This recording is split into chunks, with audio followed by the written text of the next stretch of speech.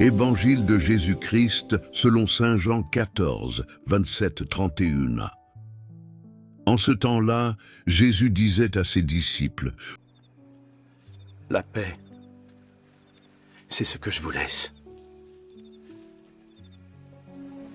C'est ma paix personnelle que je vous donne. Je ne vous la donne pas à la manière du monde. Ne soyez ni inquiets ni troublés. N'ayez pas peur. Vous m'avez entendu dire, je m'en vais, mais je reviendrai vers vous.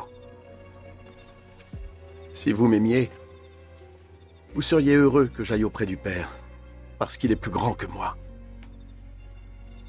Je vous l'ai dit maintenant, avant que les choses n'arrivent, afin que lorsqu'elles arriveront, vous croyiez. Je ne peux parler avec vous plus longtemps, parce que le souverain de ce monde arrive. Il n'a aucun pouvoir sur moi, mais le monde doit savoir que j'aime le Père. C'est pour ça que j'agis comme il me l'a ordonné. » Acclamons la parole de Dieu.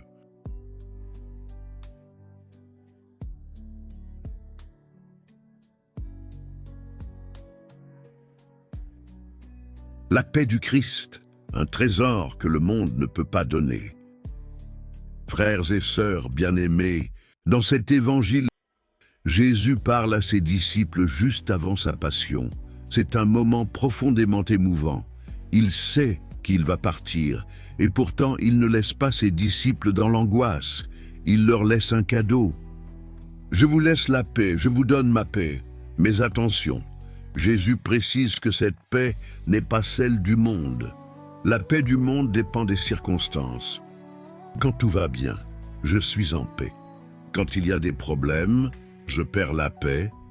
La paix du Christ, elle, est intérieure et stable, même dans l'épreuve.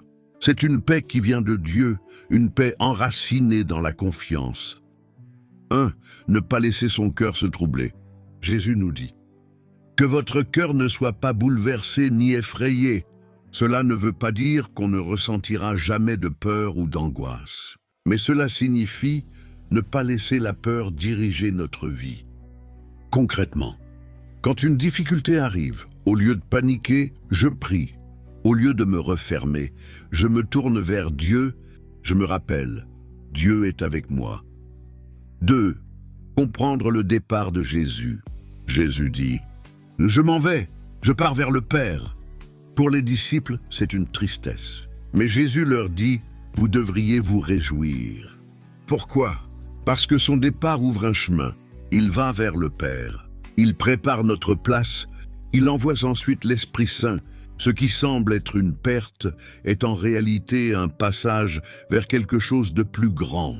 Dans nos vies aussi, une épreuve, une séparation, un changement peuvent être des chemins de grâce si on les vit avec foi. 3. Le combat spirituel existe. Jésus parle du prince du monde, le malin, mais il dit aussi « Sur moi, il n'a aucune prise ». Cela nous enseigne deux choses. Le mal existe, mais il n'a pas le dernier mot. La victoire du Christ est déjà là. 4. L'amour et l'obéissance. Jésus conclut « Je fais comme le Père me l'a commandé ». La paix du Christ vient de là. Vivre dans l'amour, faire la volonté de Dieu, ce n'est pas toujours facile, mais c'est le chemin de la vraie paix. Comment vivre cet évangile au quotidien? Voici 4 actions concrètes. 1. Commencer la journée en demandant la paix du Christ. Seigneur, donne-moi ta paix aujourd'hui. 2.